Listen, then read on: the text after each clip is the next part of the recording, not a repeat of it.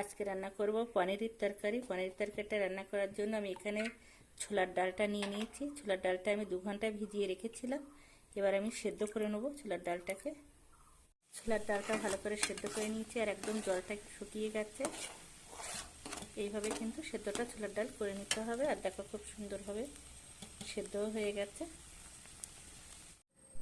পনিরগুলো যে ছোট ছোট করে কেটে নিয়েছি, খুব বেশি বড় রাখিনি। নিরামিষ মশলার জন্য নিয়ে নিয়েছি আদা, মাঝারি সাইজের একটা টমেটো,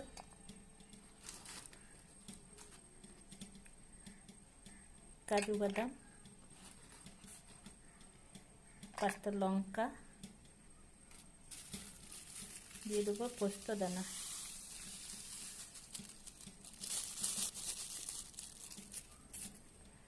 এবার ভালো করে পেস্ট বানিয়ে নেব। তেলটা গরম হয়ে গেছে। এখানে 2টো শুকনো লঙ্কা, এলাচ, লবঙ্গ আর গরম মশলা দিয়ে দেবো।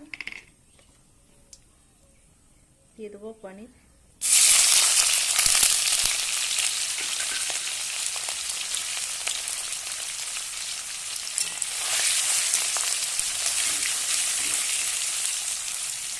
এবার দিয়ে দেবো ভেজে রাখা পনিরগুলো।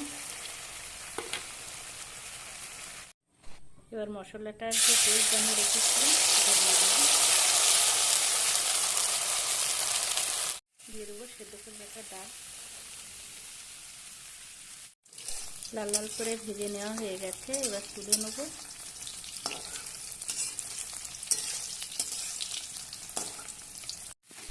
ডালটাকে বেশ কিছু সময় এইভাবে কিন্তু রান্নাটা করে নিয়েছি। এবার দিয়ে দেবো জল।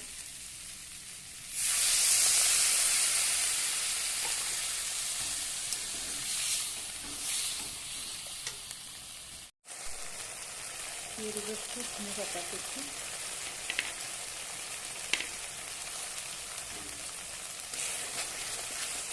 মশলাটাও ভালো করে দেখো কষিয়ে নেওয়া হয়ে গেছে।